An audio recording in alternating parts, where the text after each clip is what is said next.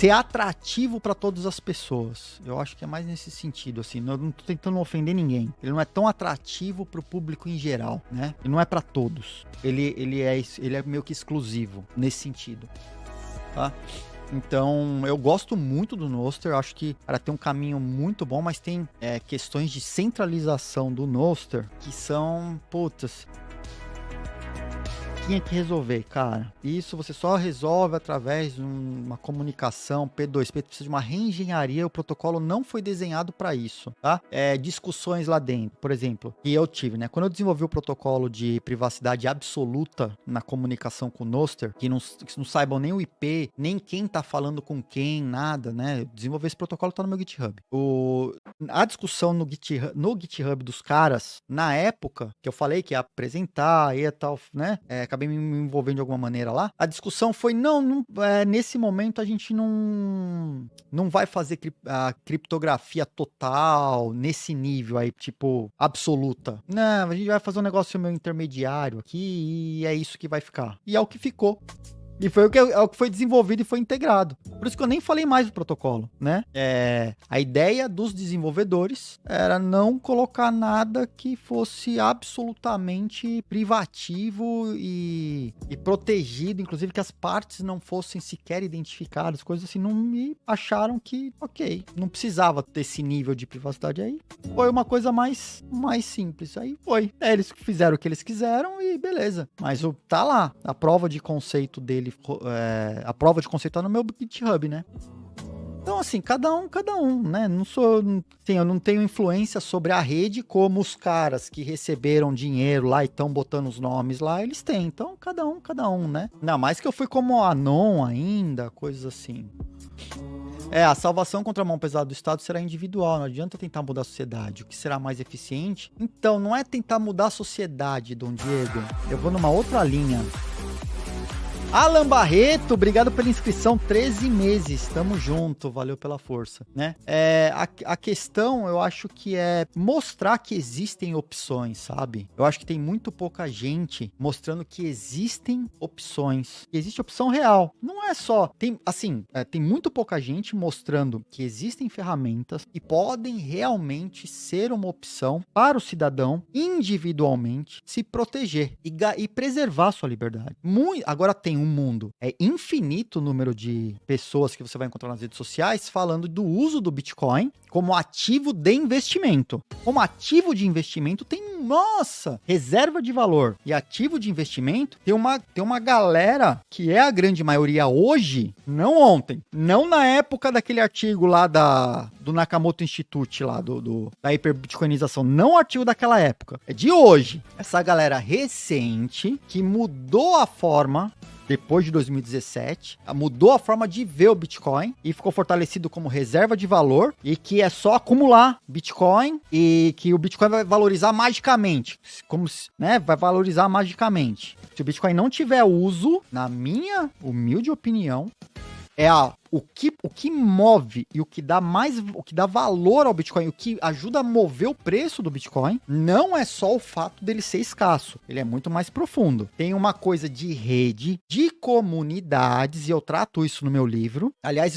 acho que é um principal ponto do meu livro, e eu bato isso numa tecla muito forte no livro. A comunidade desenvolvendo e apoiando o desenvolvimento do Bitcoin torna o Bitcoin forte. Essa comunidade empenhada em desenvolver o Bitcoin e permitir que ele chegue às massas, que permita a sua essência não seja desvirtuada e chegue às massas através da sua essência, essas comunidades são a real potência e força do Bitcoin. É uma rede inquebrável, desde que essa rede não perca a confiança de que o Bitcoin foi subvertido. Eu tô dentro dessa rede. Eu acho que a gente ganha, mas a gente ganha desses caras usando o Bitcoin da forma como ele foi criado para ser usado. Isso tira a força desses caras. Aderir ao uso do Bitcoin centralizado através de um intermediário, onde a gente não controla o nosso Bitcoin, não é adotar o Bitcoin. É aderir a uma narrativa alternativa que fortalece as instituições, os governos, os bancos e esses caras que não querem que a gente use o Bitcoin. E eu tenho esse dilema comigo. Por isso que eu falo, é pra se pensar, né? Então, eu não sou um cara que... Eu não fico brigando em rede social, não fico expondo. Eu falo aqui na live porque vocês trazem os assuntos aí, eu acabo falando mais. Mas não quero, não tenho...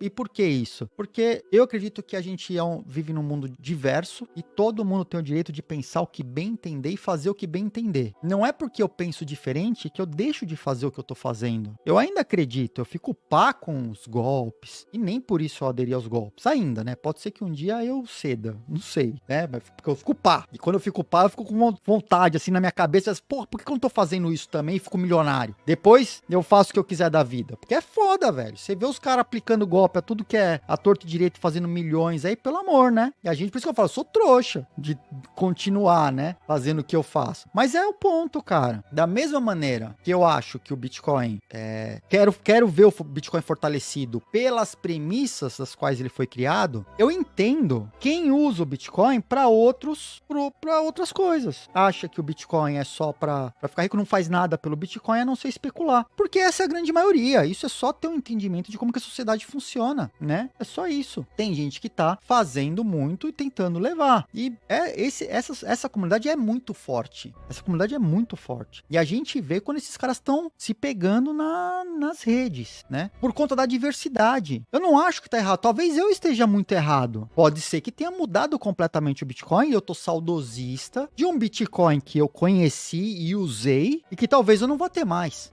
Talvez eu tenha só que me contentar.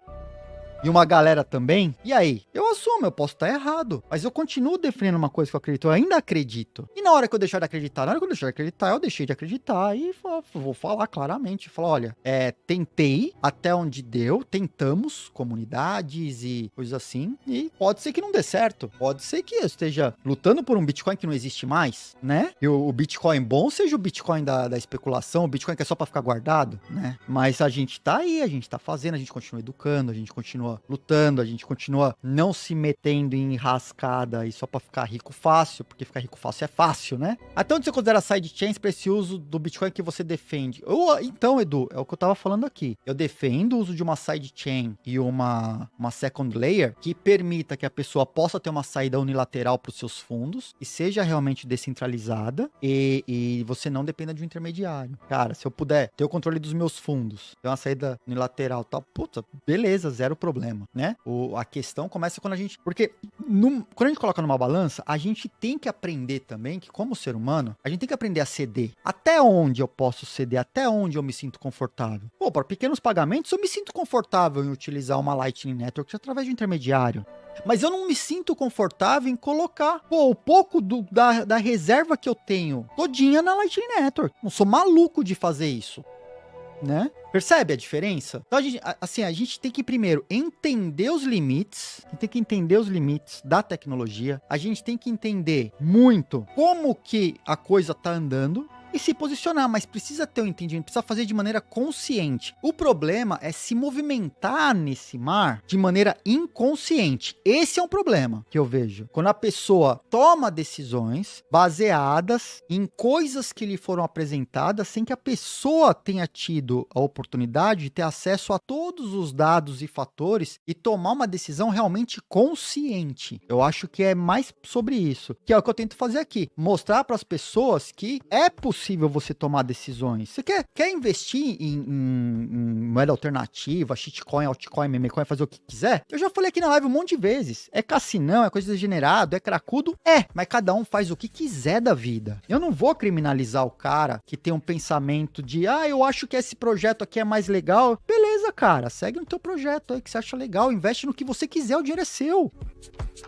Mas se a pessoa fizer de maneira consciente, ela mitiga os riscos. Esse que é o ponto. E a maior parte das coisas que são apresentadas pra gente, elas são maquiadas. Esse que é um problema gigante. Eu tento aqui desmontar essas coisas, né? Aqui no Morning Crypto. Tem projetos de moedas alternativas que eu já falei que são legais. Eu acho, né? São legais, sim, pra mim. Por quê? Porque eu acredito que não somente a descentralização do poder financeiro, mas a descentralização da internet, que hoje é muito concentrada centralizada em pouquíssimas grandes big techs. E que isso poderia ser mais diluído. Se a gente quer ter isso faz parte da outra parte, da nossa liberdade de se expressar livremente, além de transacionar livremente. Para a gente poder se expressar livremente, a gente tem uma questão um pouco mais abrangente na internet, que é a centralização dos clusters de dados, que está na mão de poucas grandiosíssimas empresas. E aí a internet precisa ser mais descentralizada, né?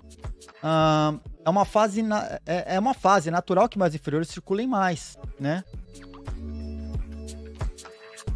Tem muita moeda ruim pra desovar aí, tem muita... Concordo. Tem muita moeda ruim pra especular. Eu tô sendo purista, falando mal da especulação em Bitcoin, mas é só olhar pro lado, né? Meu Deus do céu, a gente tá falando de especulação no Bitcoin. Olha o que fizeram com o projeto do Telling. Acabei de falar dele, né? Tem muito mais moeda ruim pra não só criptomoedas ruins, mas moeda de governo ruim pra desovar também, né?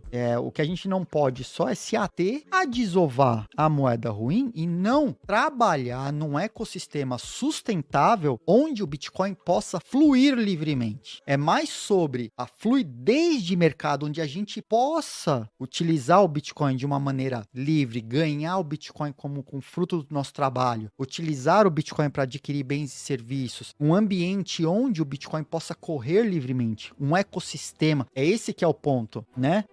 Desovar real. Pô, tem que desovar real mesmo. Se é para guardar, guarda Satoshi, pô, né? Tem que guardar Satoshi. É óbvio que pelas características do Bitcoin, é muito mais negócio você guardar Satoshi do que guardar real, né? Tá claro para todo mundo. Mas o ponto é que a gente não pode ter a ilusão que está sendo vendida através de ETFs, de Michael Saylors da vida e MicroStrategies, que o Bitcoin é só para ficar guardado. Porque se a grande parte da população aderir a essa mentalidade e essas pessoas só vão ter acesso ao Bitcoin, só pior ainda, nem vão ter o Bitcoin, vão adquirir um sintético de Bitcoin que vai ser dado para eles vai ser acessível via bancos. Esses caras não têm Bitcoin, não estão desfrutando do que o Bitcoin traz pra gente, e as comunidades que estão desenvolvendo esse ecossistema, onde o Bitcoin possa circular, fluir livremente, aí fica sem sentido, e a gente precisa muito dele.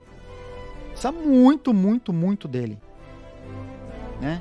Então a gente não pode desmerecer esse trabalho, porque é esse trabalho de construção que está acontecendo que traz o real valor para o Bitcoin poder ser usado no futuro num momento de hiperbitcoinização. Não haverá hiperbitcoinização se não tivermos um ecossistema, um trilho, um ambiente onde o Bitcoin circule livremente. Ele tem que ser construído. E aí vem a parte ruim da história. A gente não pode demorar muito porque a CBDC está chegando. Então, quando fala, pô, mas se a gente ficar parado no tempo, esperando primeiro, vai passar, ele não vai passar sozinho de reserva de valor para meio de troca, não vai passar sozinho. É papel nosso acelerar esse processo e fazer com que ele aconteça. O Bitcoin não é a gente tem que entender muitas vezes que o Bitcoin não é uma ação da natureza. O Bitcoin foi criado para resolver um problema. E a gente não pode deixar o problema subverter o Bitcoin. Porque o problema está tentando trazer o Bitcoin para... Aliás, o problema está trazendo o Bitcoin para ele, né? O problema está trazendo o Bitcoin para ele para absorver. Ao invés do Bitcoin subjugar o problema, o Bitcoin está sendo absorvido por ele em alguns pontos.